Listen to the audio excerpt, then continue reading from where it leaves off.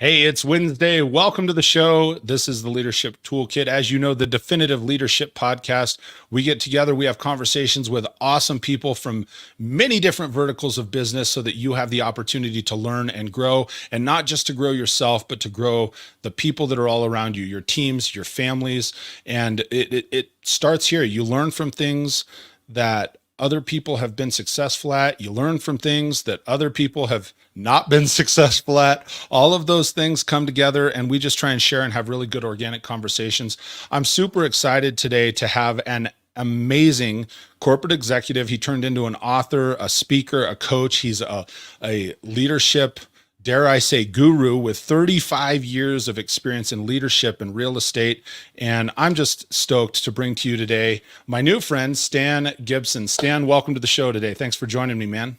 Hey, Mike, double stoked, my friend. Yeah, this is going to be fun. Let's do this. You almost thought like I wrote that bio myself. It was so positive.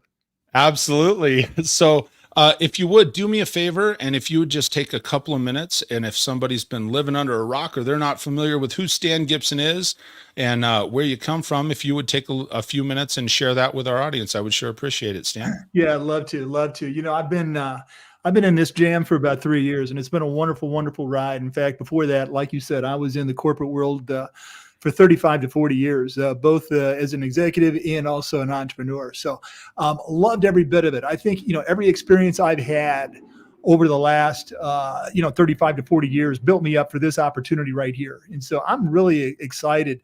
I say that I got into this about 3 years ago, being an author. Never let a good pandemic go to waste, by the way. I used that year to go ahead and write a book, and, that's called Living a Rich and Intentional Life. And I'd actually, even though I was in the corporate world, I had been doing a lot of motivational speaking for the last 10 to 15 years. I'd been doing a lot of leadership research on well-being, what's the neuroscience of sleep and of nutrition and all the things that make the best leaders in the world. And so I'd been working a lot of doing executive coaching and things even while I was in the executive world. But again, posted out of that about 3 years ago, wanted to do this thing on my own and not be tethered to an organization. So that's kind of where I've been. And it's a blast. I'm just having the time of my life. Being a servant leader is really kind of my jam, and just connecting dots and connecting people. That's what I do. That is phenomenal. And I'm really excited to dive more into this conversation. I'm excited with the fact I think it's fun the way you started. You said, never let a good pandemic go to waste. So you started this and you started on this new journey. One thing that I want to dive right in on, Stan, is you said, being a servant leader. And that's one of those things. Actually, your book is Living a Rich and Intentional Life. Is that correct? Right? Absolutely. So I think there's a lot to be said about being intentional with life, right? So what are some things that you would recommend if you have somebody, because we get so wound up and we get into an opportunity. Most people, they look at, okay, a leadership role is sort of your first management role. If you have somebody that's a younger leader, you can think back to when you were a younger leader and getting into business and you got promoted, you got that first shot. What are some things that you would tell people right now? Here's the first 2, 3, 4 things that you should do to be intentional about leading a team. Well, Mike, in fact, let me tell you a little story. And This is something that kind of got me kind of jettisoned, because when I was in my 20s and 30s, I'll be honest with you, it was about me. And you're always wanting to get to the top. You have some insecurities. Am I going to make enough money? Am I going to do this? Am I going to do that? And so, you go through life, and it was about 12 to 13 years ago. And my wife and I were sitting, we were having a really nice dinner, and a friend came by, and this is a really cool guy. I mean, this guy's, my wife and I used to spend a lot of time with he and his wife years ago. And this guy's a CEO of a financial firm, and he and his wife do marriage ministry all across the world. And he's a foster dad. And just, he's one of these guys, when you look at him, Mike, you just say, I really want to be this guy right here. Right. And so anyway, it was nice. He came over, we hadn't seen each other in about 2 years. And so it was just nice to catch up. And then he walks away. And then he comes back over in about 4 or 5 minutes. And he says, I feel like I need to tell you something. And again, he's in his young mid-50s, and he says, He says, I want to let you know, I've got cancer. And he said, Oh I've no. got a 50 chance of living the next 5 years. And we're really good friends. I just want you to know. And, while I'm sitting there searching for the right emotion, which I've got a lot of emotions going through just in how much I respect this guy, he stopped me very quickly, Mike. And he said, no, I didn't come back over to make you feel bad. I want to let you know that while I wish that this hadn't happened to me and I didn't have this diagnosis, the last 90 days have been the most amazing 90 days of my life. And he said, you know what? He said, I have taken that time to, my wife and I have had some conversations, quite honestly, we've never had before. And he said, I've rethought, I'm, CEO of a fairly large, financial company. I'm now going to transition into being the chairman and promote somebody into the CEO position because, quite honestly, they're better at it than I am, and I need to kind of throttle back. I need to kind of start looking at how I use my time, more wisely. And he said, I've taken all my kids on a kind of a special vacation individually, and asked him, "What do you need from Dad before he ever leaves this earth?" And those have been Sure. very special times. And so he kind of painted this picture of what he was doing with intention. And then he looked at me and he just said, he said, when death becomes certain, life becomes rich.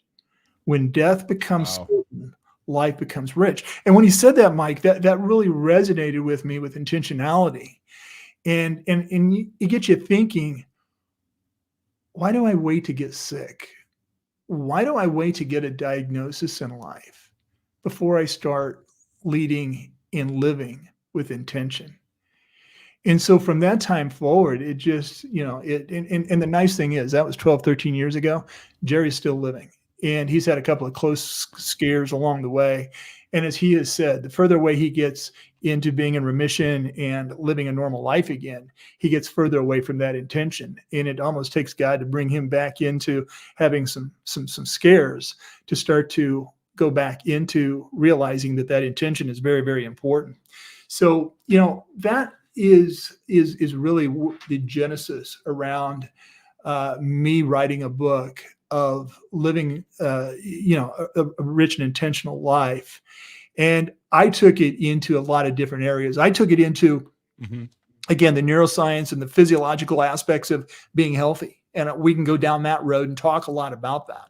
I also talk to leaders about emotional intelligence. And the one thing I say is, IQ is almost a given. In fact, if it isn't, you can spend $20, get Chat GPT-4, and you can be the smartest guy in the room. I swear you can be. Right. But the emotional intelligence is something that leaders are still struggling with.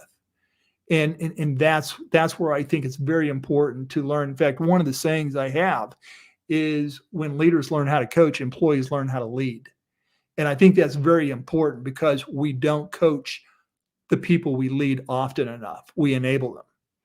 And then the third piece of the puzzle is productivity. It's having the right systems, having the right mindset around being productive. Let's face it, we've all got burnout. We work too many hours. And how do you take that 12-hour workday and throttle that back into 9 hours, getting more done actually in 8 to 9 hours, and then repurposing those additional 3 hours with family or doing hobbies or something fun. So I look at that as my three-legged stool. It's well-being, it's emotional intelligence, and it's productivity. That's phenomenal. Sometimes it takes me a second to come back because I actually learn so much from sitting having these conversations. I'm already taking notes. So I love that. And so what I heard you say, and you said emotional intelligence, productivity, and then coaching others to lead. When we're talking about emotional intelligence, can you expand on that a little bit, Stan? What is because if somebody's just tuning in, that it's easy to allow things like that to become a quote unquote buzzword, right? Yeah, no, For the I longest time, you couldn't agree said, with well, you what's more, Mike. EQ? So how Couldn't would agree you with you. define EQ? So, there's a lot of things I look at. Again, I'll go back to that term. When leaders learn to coach, employees learn to lead. And I think often two times, we get to our position in leadership because we're pretty smart at what we do. I mean, we've done a very good job. People have noticed it. They've recognized us and they've moved us up the ladder. And now all of a sudden we're in a leadership position where we're expected to lead other people. Well, those people obviously want to come to you for answers. And when they come to you for answers and when you throw them an answer back and they go on, you really didn't develop anybody. What you did was you gave them an answer and they went back and then they tried to execute. When I coach executives and when I coach people, one of the best things I can do is A, listen, B, ask really, really, I call them killer questions. When I ask a question that is so good that they have to pause, think, process, then I know that I asked a really good question because it's got their mind turning. And when they can then come out and articulate that answer in a way that satisfies them, then I know that they've taken ownership. They've taken ownership and what the next step is and how they're going to handle it. I have not enabled them. They have actually worked on their development. So anytime I led in my corporate journey, Mhm.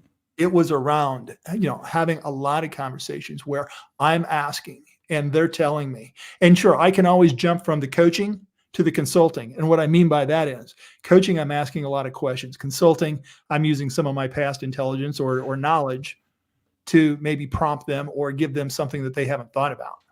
So I think as a emotional intelligent leader, you're both coaching and you're consulting. You do bring some of the things that you've been blessed with and your skills, gifts, and knowledge to the table. Mhm. But that's about 20%. I think the other 80% is where you learn to coach and you learn to you learn to not enable people but develop them. I also say another thing too. I've often said, in fact, I was just telling a client that this morning. I said, a lot of times when I talk to people, I said, I can't guarantee you employment. I just can't. But I can Sure. guarantee you employability. And when you guarantee employability is when you're taking an active interest in their development. And I will guarantee you, although it's not the reason you do it, but when you take an active interest, Mike, in somebody's employability, whether it's with you or whether they move up and out into some other company, they will respect you. They'll work with you longer than anybody else, and probably they'll end up staying with you, quite honestly. But I believe in that, and I believe that's a big component of emotional intelligence is developing others.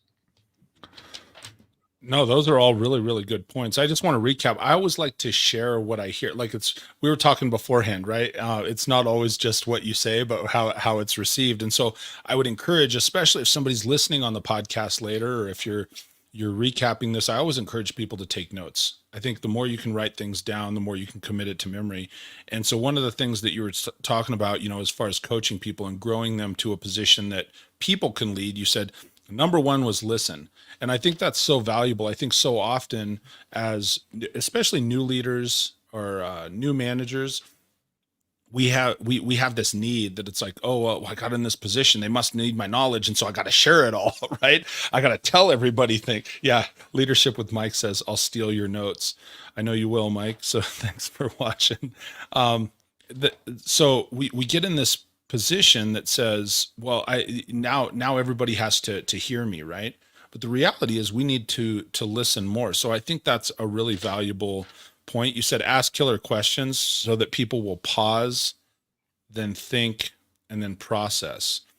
I think that's really good too. You're pulling people out. You're not just giving them your thoughts to regurgitate, but you're giving them pause to actually move them from where they're at to a different place, to somewhere else that they can head to, and then allowing them to articulate the answer. Those were the three things that I heard you say when you were talking about coaching. When we're talking about coaches specifically, and I love comparing, leadership and coaching, because they go hand in hand, right? They run right in tandem with one another. What would you say are some key additional features? So we're talking about, hey, when we coach someone, here's the activities we engage in, listen and asking questions, and then allowing them to respond and articulate in their own words and so forth. Besides that, though, Stan, what would you say are some good characteristics for 3 or 4 additional characteristics of someone that makes a really good coach? What are some of the best coaches you've had that you would say, oh, hey, they had this and this and this that people can work on and grow? Well, number one, anybody can, people don't pay me to tell them what they want to hear. They pay me to, hold them accountable. And sometimes, that's a little bit tough. I always say I speak with truth and love. And I try to preface that a lot when I talk to people, because you're not going to like what I'm going to say, but trust me, dude, I'm speaking to you with truth and love right now. I And this love is for that. your own good. And we're going to have a great conversation about this. But you've got to have that courage to not just, say what they want to hear. And when I talk about those killer questions, even if, for those of you that are listening out there, think a little bit about, when you're managing, people. It's just certain things like, asking, have we thought about, can you give me a time when?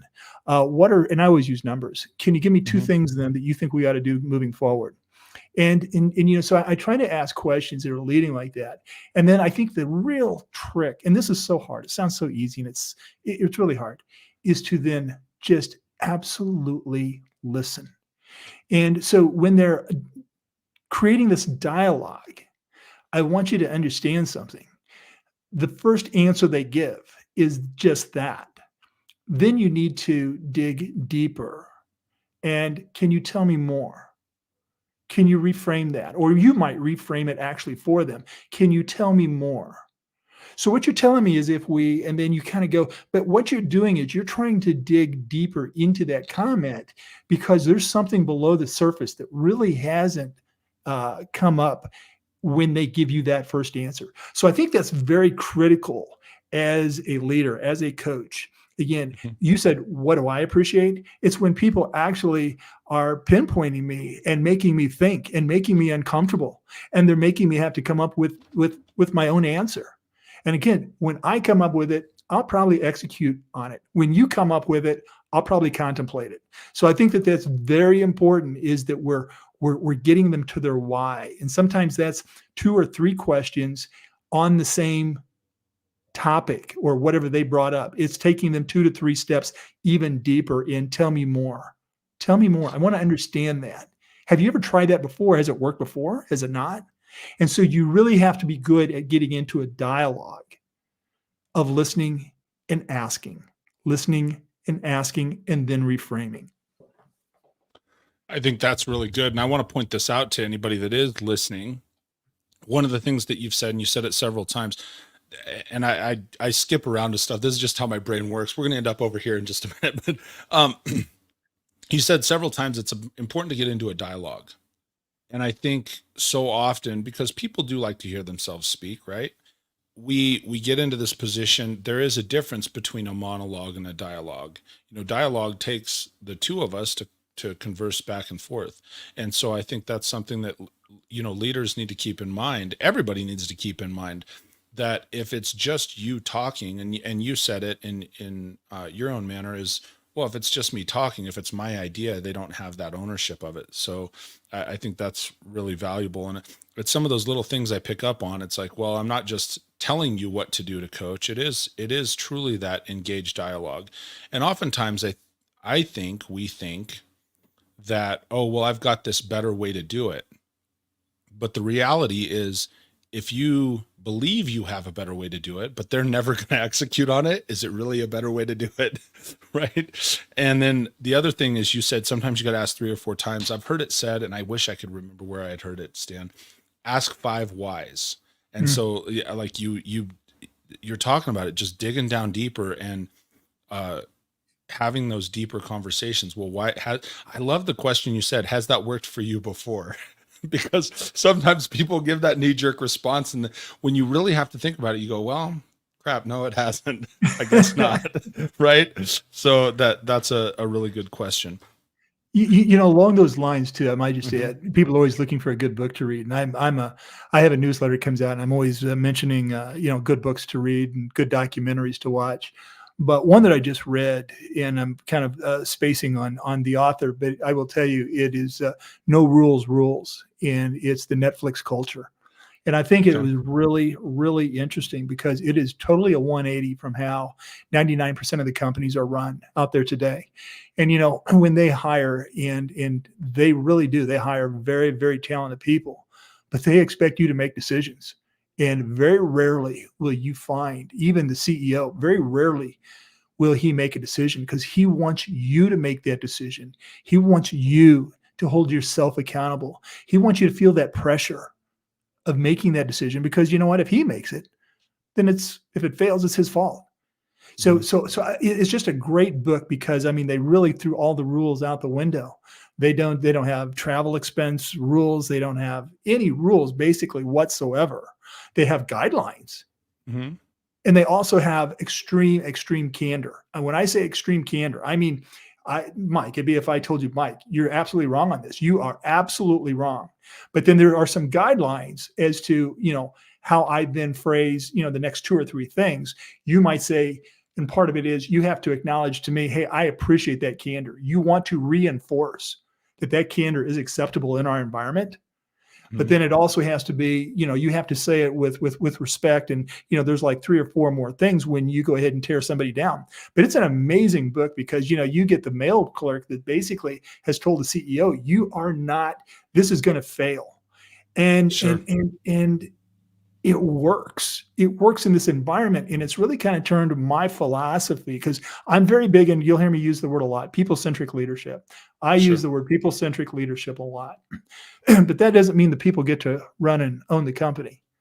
I mean, it's basically, one of the things that, we were talking about when I talked about coaching people, when I managed, a large team and I came from the banking world. I came from Wells Fargo and, Okay. had a team that managed over a couple $1 billion worth of, their corporate real estate. So we had a very talented, diverse team across the globe. And you've got to, especially when you're coaching remote, you've got to go ahead and have those bi-monthly meetings. You've got to have where people know you care about them. And, I'll probably butcher this as I say it, but, people don't, care how much you know until they know how much you care.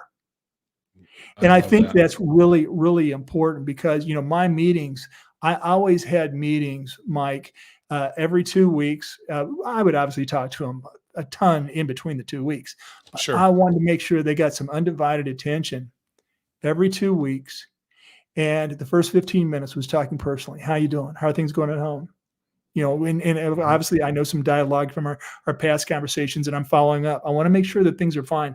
I always say, if you're not good at home, you're not going to be good at work. And if you're not good at work, you're not going to be good at home. And I think as leaders today, Mike, we need to be able to go ahead and cross over into the personal as well as the professional. I think you So really have to much. show people how much you care. And because I have enough knowledge in the areas of sleep and of nutrition and of exercise, if they want to go down that road, I love to talk to them because I want people showing up with energy. I want people showing up the best version of themselves. And so we would take the first 15 minutes and talk personally. Then we'd get into more of the managing coaching relationship. And I will tell you this, those were the people that reported to me directly. The people that we call it a skip level or a 2 down or whatever, people that are 2, 3, or 4 levels down, I met with them as well. Wasn't every 2 weeks. It might be every 30 days, depending on the situation. It might be 45 days, but they were scheduled and in my calendar because, again, people want to know that you care. And you know what? It's amazing. They actually have really, really good ideas. And if you Absolutely. listen, you can take that and incorporate that and give them the credit. So that's something I believe is very important, is taking that kind of personal interest in relationship in the people you work with. I think it's important. 100%. To touch on a few things you said there, I remember, and I love that statement. I absolutely love it. People don't care how much you know until they know how much you care. I remember when I very first got into sales, titled as sales, right? I think we're all salespeople in some right. But when I first got into the sales profession, I had a sales manager. I remember his name.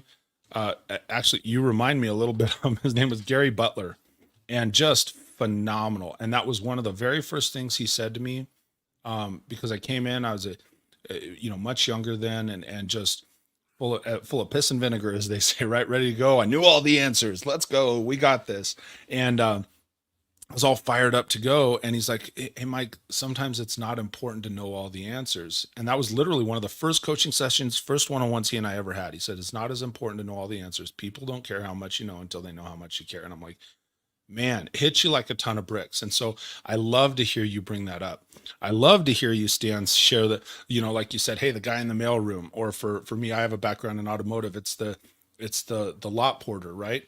What happens is those are the people that will remind you of where you came from. They remind you of the things that you forgot that you know need to take place, but now they've somehow become the elephant in the room because now you're this leader that's supposed to know everything, quote unquote, right? I make sure I put the quotes on that. You're supposed to know everything, but when you take the time to invest in those folks and invest in the humanity of leadership, you've brought that up several times, like the people-centric leader, that it sometimes just takes that one conversation to spark, like, man, I remember that.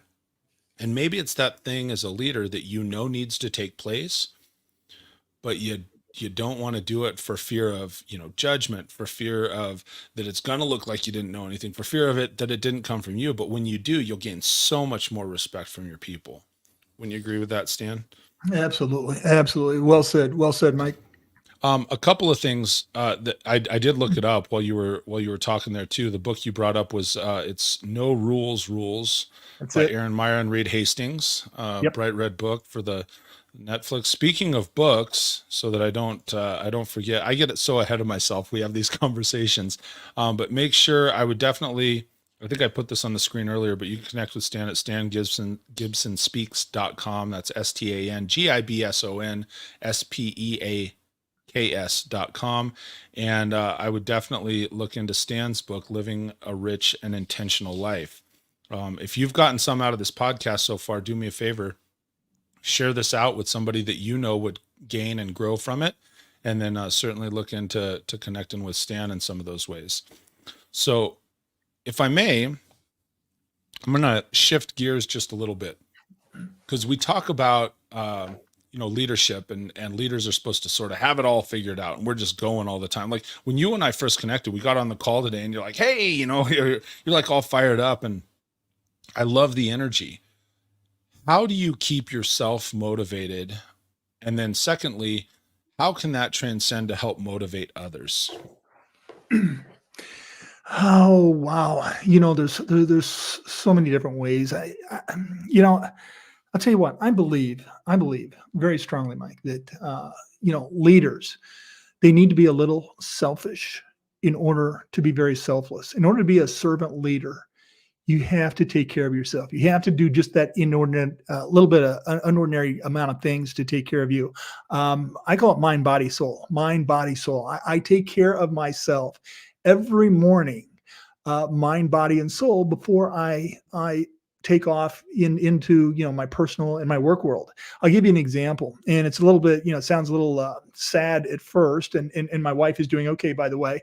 But in 2018, she was diagnosed with stage 4 non-Hodgkin's lymphoma, and this was the first real adversity that we had. I mean, in our marriage, and again, we've been married for 42 years. And it was in her bone marrow. It was very serious. I mean, it was one of those things that you just didn't know what the outcome was going to be within the next 60 to 90 days. And this was, this again, a lot of emotions. You can only imagine, a lot of tears, a lot of, thinking, and you just don't know what to expect. And I've always coached to people, you have to take care of you. You have to take care of you. And so while this is about her, I had to make it a little bit about me too, because I knew that I was in for a wild ride for the next 90 days, not only with her, but also, again, a team that manages over a couple $2 billion worth of real estate across the globe, and other commitments and things that, you've got to at least think about or be present for. And so, I really made it that time where I started to get up even earlier than I do now. I don't get up now until, right around 5:45 or 6, but I was getting up at 5:15, and I was making sure that I had my mind, body, and soul addressed within the next hour and a half. And what I mean by that, I was at the gym, I was working out, I was listening on a podcast while I was working out to things that were enriching my mind. I was meditating, afterwards, sitting there, in prayer and in meditation. And I was taking care of Stan Gibson, because if I didn't take care of Stan Gibson, I couldn't start my day to take care of the most important things in my life, which is my wife and my relationship with her. And then secondarily, much secondarily, would be, the team and the people that, I support and I get a paycheck to produce, and then other people in my life. So that's what I mean by I really believe. You say I've got a lot of energy. I do. In fact, this morning I've already been to the gym, and this is fairly early. I know some of the people are listening later in the afternoon. I'm on the West Coast, so I'm there by 6 a.m, and I'm taking care of myself, mind, body, and soul, because I want to prepare myself. I want to be the best for you, Mike. I want to show up to this podcast, this broadcast, and I want to deliver. I want everybody to have a return on investment for the 45 minutes that they're listening. And so it starts with me. It starts with that selfishness so that I can then be a servant leader and take care of everybody else along the way.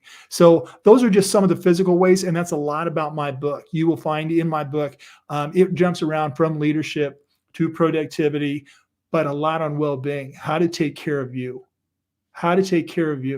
And I get into all the science around sleep. I get into the science around nutrition. I get into the science around exercise and how much is too much, how much is not enough. I get into the science of meditation and visualization. I believe you should take care of you. It's very important to me, Mike, and that's how I maintain a lot of energy, especially during uncertain times. No, I think that's awesome. So let me ask you, and I think that's a really good way to put it. You do have to take care of you. I've shared my thoughts on that on some other episodes. I've had a lot of people that are high levels in leadership and high energy, just like yourself. As we get into these conversations, it's, get up early, take care of yourself. Everybody has that ritual. One thing I think that is important to realize, if somebody's listening to this show or if you're watching this show, take the things. I used to have something called the shopping cart effect, right? And so when somebody is going through, say you're listening to a show like this, it's just like going to the grocery store. You got your shopping cart, right? And you may not need that thing that's on the shelf right now, but take it and put it in the basket. It may be of use at some point. And if you're not going to put it in the basket, just know it's on the shelf. You can come and get it later. And so I've had so many amazing people. And I think you really distill that down to some simplicity, right? Mind, body, soul. And whatever people's ritual is, one of the things that I've taken away over my time in doing this and over a number of years is it's not always about the specific ritual. It's about the consistency behind the rituals that you're performing. So whatever you're going to do as a leader to set the tone for your day, be consistent with it. You can't do it one time. Like you brought up going to the gym. You don't go to the gym one time and go, man, so glad I'm in shape now. I'm glad that's over. Right? It has to be, it's an everyday thing so that you're building up on it. Something I wanted to ask you. So you said you get up earlier in the morning, and then you brought up how important sleep is. And I think that's something we don't discuss enough in leadership, because there is something in leadership that there's this hustle culture, right? We got to constantly be out front. We got to constantly be leading. We got to have this energy to pass it on to other people and be out front and charge and do the thing. And it's like, well, the only way you can do that is if you have energy, you do these things. How much sleep and rest and time do you spend on these things? And you can break that down however you want, but what is important when it comes to sleep, and how much time are you spending setting the tone of your day on your mind, body, and soul? I'll tell you what, it's one of the foundations that I talk to with leaders. In fact, I had a mastermind. I have a mastermind going on right now. We had it last night, and I was talking to leaders, and this was one of the first things we talked about. Mm-hmm. We talked about getting sleep. We talked about the consistency of it. And in fact, consistency is probably the number one thing when you talk about habits of sleep.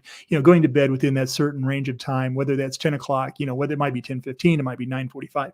But having that consistency is one of the best indicators of not only getting good sleep, but having a long life, because it really does add to the longevity of your life the more consistent you have on a sleep pattern. But I really do. I get into a lot of sleep. I think it's the foundation, because you know what? If you don't feel well, you're not going to perform well. Sure. And so, I do get into, there are 5 different sleep cycles, and I get into the different sleep cycles, and 2 of them, happen to be, one is called remedial eye movement, which is basically your dream state. And that's where we're repairing the brain cells in our memory. I mean, we're actually discarding the stoplight that we went past during the day that we don't need to keep there permanently, and we're putting the things that we do want to remember, hopefully from this show here, we're putting the things that we do want to remember in there on a more permanent basis. So there are, that is the dream state. You're actually even more, your mind is working almost like 3 times as hard as when you're awake, but it's a good work, and it's a necessary part of sleep. One of the others is called deep sleep. And when we're in deep sleep, we're repairing our body. We're repairing, if we're sick, or if we worked out that day and our muscles are sore, we go into repairing of the body. So there are 5 different cycles, and if you add them all up in their duration, they come up to about 7 to 8 hours total. So you want to make sure that you're getting good sleep. One of the things, and I've got a ton of different ways that I help people to get their best sleep, but an easy one that I always just lead off with is a 10-3-2-1. And what I mean by that is, I just mean that I quit drinking any kind of caffeine 10 hours before my bedtime. So if I typically go to bed around 9:30, I'm typically off the caffeine by 11:30 in the morning or noonish. The caffeine will metabolically stay in your system, at a very long period of time, and it does not allow you to enter melatonin, which is what's needed to kind of enter into that restful state. So the 10 stands for the coffee. The 3 is quit eating and having any kind of having a glass of wine at dinner. 3 hours before bedtime, because again, your body has to take time to digest. And if you're trying to sleep and it's working overtime, trying to digest or process alcohol or sugar that comes from wine, it's going to interrupt those sleep cycles that I was talking about that are so necessary. And then the other one, the 2 is kind of 2 hours before bed. We're all victims of what I call digital dementia. We all have a phone in front of us. We have a computer screen. We have a TV. We always have something. And to start to dial that down, and not that I'm great about it, because my wife and I might keep the TV on, but we will watch things a lot more lighthearted. We will, things that make us laugh versus, dramatic type of things where there's killings or there's this or something that really will interrupt your sleep. And then the hour before is where, we really do dial it down. And hopefully that's going to be something more of a journaling. It's going to be something more of just reading in bed. It's going to be something that's going to be a lot of just, really truly dialing it down. I even do take melatonin. I do take between 3 and 5 milligrams. And I can do that in different ways. I can either take, an organic gummy. I have actually started experimenting with a few things. Tart cherry juice has melatonin in it, and I'll have it in a little wine glass. Actually, I do that about 2 hours before bed, and I realize I'm violating the 3 hours, but it does start to introduce melatonin. And remember this about melatonin. Melatonin doesn't make us sleep deeper or longer. It just puts us to sleep quicker. And back in the caveman days, basically at the end of the day, it turned dark and melatonin, started just, coming naturally. We don't have that natural melatonin because, again, we've got lights on, we've got the TV, we've got all the stimuli taking place. And so it really does interfere with, there you go, showing your phone, with those five stages of sleep. There are other things. In fact, it was funny on the mastermind last night, I didn't know how weird people would think I would be if I brought up some other things like tart cherry juice, or even raisins. Raisins have melatonin in them.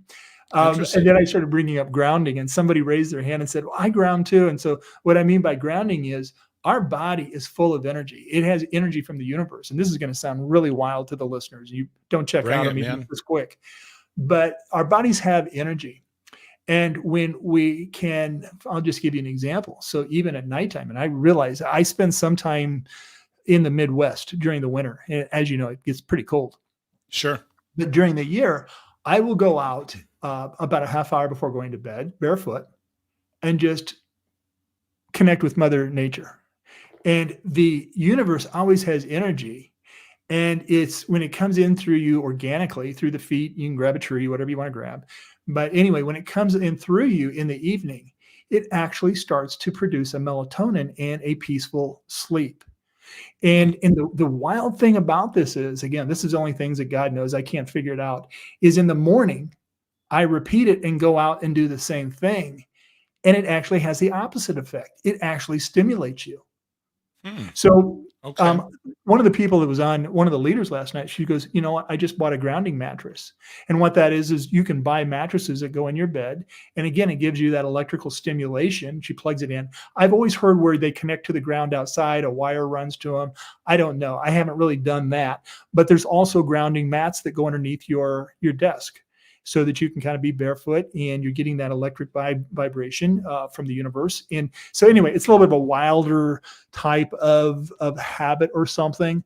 But Sure. anyway, there are many different ways. And then just a few more. I do tell people, you spend a third of your life in bed, get a good bed. You know what? We invest in a car, we invest in really expensive things. Why not invest in a good bed? Whether it's a Tuft & Needle, whether it's a Purple, whether it's a Sleep Number, whatever it is, you're going to spend a third of your life there. So make sure that that's comfortable. You've got blackout curtains. Light of any type in the room is going to be a disruptor. And then we always keep, the place cool. We 68 degrees. It feels good to have those blankets on, but cool surrounding really helps you sleep a lot deeper too. So you probably just went a lot further down the road in sleep than you wanted to, but it's very important. No, I love it, because one of the things that I really enjoy, and I think really adds value to people, is tangible stuff. Like, people can grab a hold of that, like that piece of the conversation, from something as simple as, so you said 7 to 8 hours, you gave us the 10, 3, 2, 1. This is one of those spots where I'm going to make sure and mark it so people can go back and re-listen. Cause like for me, Stan, I'm terrible at sleep. My sleep pattern is, but listening to you, and one, how passionate you are about it. Two, the fact that you are articulating, like, hey, here's why. And it's interesting because, like, my wife has just started the tart cherry juice stuff, and it's funny because I had asked her, I said, well, what's that all about? And she goes, well, it's supposed to help you sleep better. Because my like, that's her, that was her thing. Because, man, I snore some, and she, like, it drives her insane. And I'm like, how is it that the dog's snoring doesn't bother you, but me snoring does? Because we got two little Frenchies, so they sound like pigs while they sleep all night. And you say that. My wife has went to sleep doctors too, and so the older we get, I mean, the one thing, and this gets into breathing, and I get into a lot of breathing exercises with clients too, because we all have anxiety. But one thing that's very important is we breathe through the nose and we exhale through the mouth. And there's some scientific reasons about how it helps your lungs when you breathe through the nose. And the point is, though, that when we sleep, when we snore, a lot of times, some people just sleep with their mouth open. And so they're inhaling through the mouth and they're exhaling through the mouth. And that's what can create some really bad snoring too. So to go to a sleep doctor where, they can do a BPAP, CPAP, whatever it is that they do, if you've really got a problem with it, not only is it your problem, but it's your partner's problem too. And so to take that time to be with a sleep doctor, hey, we've done it. And I would recommend that if you feel like you're really not getting the sleep you need. Well, and that goes back to even one of the things you said earlier. If you don't have a good home life, if your partner's cranky because you're waking them up all the time, right? How can you lead effectively if they're cranky with you? So, man, that's all just really good stuff. I've got it all written down because I appreciate that. And like I said, for me, I do come from the generation and that culture of, like, man, I can stay up, burn the midnight oil. Like, we've all heard it. Like, you're burning the candle at both ends because you're trying to make this happen and that happen. And I'm making things go. And the reality is, you probably can, if people really slow down and listen to what Stan's telling you right now or sharing with us, that, when you recharge that battery, you got more battery to give, is what I'm hearing. I mean, like that energy when you're starting off in the morning and so forth. Yeah. So I had a client that, she was just kind of global responsibilities, and she was just, kind of not treating her body and her mind, body, soul very well. And so before we even got into anything, which I get into a lot of other things with clients, as far as knowing who you are, knowing who you're not, a lot of self-awareness. But one of the things, she wasn't taking care of herself. And I said, tell me what you're doing in the morning. And she said, well, I wake up at 4:30 to 5. I turn on the TV, and she lives in a major city where there's a lot of killings and this and that going on. And, so obviously, that's going to be a disruptor. Second thing she does is, gets on her email. And, there's probably, again, she's getting messages from around the globe. And so, that's a second disruptor. And, she's already a mess within the first 30 to 45 minutes of waking up, and then heads down and starts to make, because I've got to have my coffee and my 3 donuts. Well, there you're entering sugar into the equation. And so you're bound to crash by around 9:30. You just are. It's just the physical makeup of our bodies, Mike. And so when we started to work on, when you get number one, we're not going to turn on the TV. We're not going to look at our email. Again, mind, body, soul. First thing we're going to do is we're going to go down and we're going to get some water. We're going to put a little lemon in it, which has electrolytes. And again, I had mine this morning, but you know what? We haven't drank anything for the past 10 hours, basically. And so our bodies are dehydrated. And our bodies are made up of over 80% water. Every organ is made up of probably between a 70 to 90% mixture of some kind of water. So the more we're dehydrated, the less energy we're going to have. And so, that's the first thing I do is before the coffee. And in fact, the coffee, if you can stand it, should come about an hour and a half later. And then that will last you a little later in the day, maybe into that caffeine will actually, as I said, it stays in your system and it should stay with you longer into the afternoon so you don't get a lull. But we worked on 2 things. We worked on morning routines and we worked on evening routines. And again, tomorrow starts today, or tomorrow starts tonight. Next week starts this week. So, we started working on routines because one thing I say about habits and routines, we make over 35,000 decisions a day, Mike. And that's just that's a statistical average. And when we make that many decisions, sometimes we make them by 6 o'clock. So come in the evening, we have no capability whatsoever of making a good decision. I mean, we see the Doritos, the anything. I mean, we basically go into binge mode. And so the more you can create good habits in the morning and in the evening, you can kind of take your mind off of having to make those good decisions. Man, I love that statement you just made.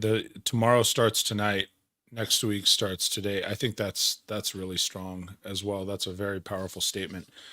Stan, if I can, because I know a lot of people are probably tuning in. We're kind of coming to the tail end. We're about 45 minutes in. I got two final questions for you for today. Maybe we could connect another time. Also, I've really enjoyed the conversation. I really, really have. Me as well. It's really good. So a couple things, because people that are tuning in, if they've listened to even part of the show, certainly the whole show, like you are a wealth of knowledge when it comes, and you said you've studied sleep patterns, you've studied wellness when it comes to leadership. You were, prior to that, you were managing billions of dollars of real estate. So somebody tunes in and goes, man, this guy is like, you're a beast. I don't have another word for it. Like just a leadership beast, man. Who does Stan Gibson follow? Where do you learn from? Wow, there's a great question because, there's such a collection of people. I will tell you this right now. Number one, I'm a very faithful person. So, I do spend a lot of time in my faith. And so, you're always going to learn there because, there's Proverbs, there's all kinds of wisdom to be had there. But the second thing I would tell you is this. I tell my clients, and I work with clients on having a board of directors. And when I say a board of directors, why do companies have boards of directors? Well, because they hire the smartest people, they pay them a lot of money, and they basically want advice. You can't tell your board of directors what to do. They tell you. I mean, you hire them to tell you, what to do. So when I say a board of directors, I'm not talking about just having a mentor. I'm talking about having, I'll call it Mike's team. Mike, you need to have a team. You need to have a team of the best doctors that you can afford. You need to have the best financial advisor on your team. You need to have basically, if it's spiritual mentor, have a spiritual mentor. If it's a business mentor, have 2 to 3 business mentors. And I'll tell you the thing about business mentors. There are so many good executives that are retiring. They are bored. They are bored. They would love to have a cup of coffee with you once every 2 months or something like that. I've had, and I outkicked my coverage. I got up the courage probably, 10 years ago to ask a guy that I always admired because he was such just this unbelievable executive. And I got up the courage to, I stuttered and all that good stuff. I said, would you be okay with if I called you every 90 days and just talked to you for like 30, 45 minutes and got some advice? And he couldn't get yes out of his mouth quick enough. And now he's become a good friend. And so, even though he's retired, he's just that wealth of information. And I've got a board of directors of people that I talk to a lot that I can bring to them all kinds of questions about business or about life or about my accountability. I've got 3 people that I meet with. One's in his 30s, one's in his 40s, one is in his 50s, and I just entered my 60s. We meet an accountability each week on a Wednesday morning and hold each other accountable. So you've got to have a board. You've got to have people that hold you accountable and that you can go to in times of crisis. So that's a little bit about, who I follow, and that can change over time. Well, and I think that's a really important statement you closed this with there is I think we get so attached, and it's one thing, like some of those people that are on the board of directors, or you've heard it said, I'm sure, where they say, hey, you're the sum of your 5 closest peers, Yeah. And so that's sort of if it's Mike's team or Stan's team, your board of directors, your 5 closest people, what happens, I think over time, we get attached and we feel like that we owe those individuals something. Well, I've got to always keep them there. Well, sometimes they'll graduate from that position, partly because you graduate, you level up, you move to a new position, and it creates more of a lateral friendship, right, with them. And then you got to look for somebody at the next level. And so I think that's really valuable that you say that, people will change from time to time, partly because you'll change from time to time, right? Yeah. No, I've got a heck of a team, and I'll tell you what, I've learning. In fact, I'm looking right now. I'm looking at 3 different screens, and I'm having somebody who just entered my board of directors, who's a productivity master. Wow. And just always growing, always growing. If you're not growing, you're dying. I really Absolutely. believe that, and that's how I've always approached life. And so, what the other thing I would say, if we kind of do come to the end, is I would be disingenuous if I didn't invest in me. I invest an inordinate amount of money in me, but again, there has to be a return on that investment.